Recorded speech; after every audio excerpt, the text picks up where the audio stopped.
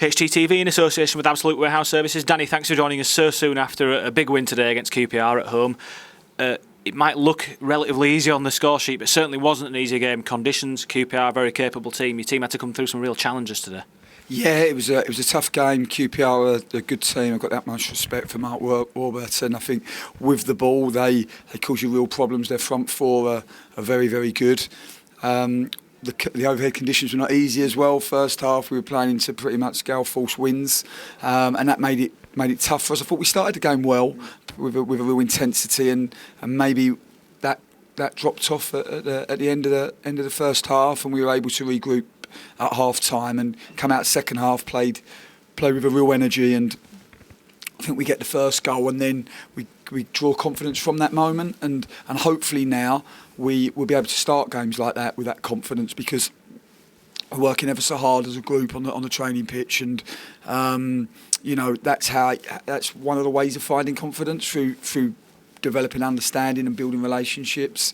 And the other one is obviously getting in the leading games, which we did. But no, we want to try to start like that going forward. You could see in the first half, like you said, we did start well, and then we had a period where we just struggled to get up the pitch a little bit. Eze was causing us issues, drifting all over the pitch as well. Did you change something specific in the second half to try and negate his threat? Well, I think we changed ends, and that meant that we had the wind on our tail, which did allow us to tactically change things. We were able to get a higher press on, and we really committed to that, and that stopped it at source really, so that Eze and Ilias Chair and Samuel couldn't quite find those pockets of space. So that definitely helped us, and like I said, I think we scored at a very important time, and when we did, we took confidence from that moment. You could see that we started to play with a bit of rhythm and get some control in the game, and I thought we looked a good team in the second half. Lovely first goal as well. Harry Toffolo with a fantastic assist after overlapping, and Town fans of a vintage will tell you Elias Kashunga made a season doing that in the promotion season in 16-17, coming across, joining up, and you must be really pleased for him as well. A 6,000th goal in the club's history in the league as well. Yeah. I thought. So I was just digesting that, but yeah, I thought Harry Toffolo was excellent. I thought he was exceptional today. Really, really good, and delighted that he had that influence for the first goal. I'm pleased for Catch, because we're working really hard to try to get Catch on in the box and in the frame of the goal, because we know what a threat he is when he gets in there. Probably we haven't had that left-footed delivery up until now, and now we have. I expect that to be a good relationship, toss to catcher, which is strange. Normally, you don't always see left back to right winger having a relationship, but certainly it's one that can work for us. And I thought Catch typified really that you could see the confidence in him grow, and then he does well for the second goal as well, and a well taken penalty from Steve Mounier. Like I said, from that first goal, the team did take real confidence and had a nice level of control over the game for the remaining half hour, didn't they? Yeah, it's not just the players; it's the supporters as well. You could feel the change in the atmosphere, and everybody knows what a difficult period the club has had, and everybody's so desperate for us to get out of this difficult moment, and there's such a will in the stadium, and there can also, that will and that desire to do well can also create nervousness at times, and sometimes you can want to do too well and want it too much, and yes, probably nobody realised how difficult it was at pitch level in terms of the overhead conditions, particularly first half. But no, I thought second half we did well. And once we got the first goal, it lifted the crowd, it lifted the players, and you can see here the supporters have such an influence can have such an influence on the outcome of the game. We talked about the fans and their affinity for Jonas Lössl and his affinity for the club as well.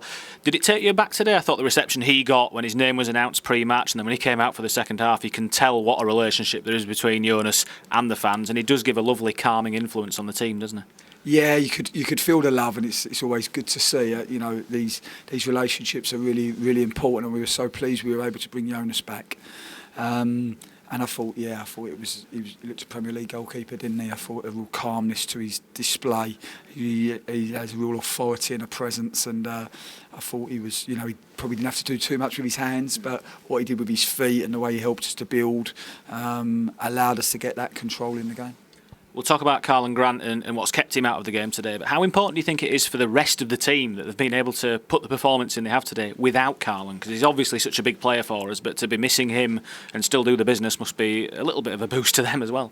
Yeah, well, Karlan is a massive player. I don't need to stand here and tell you how important he is to this football club.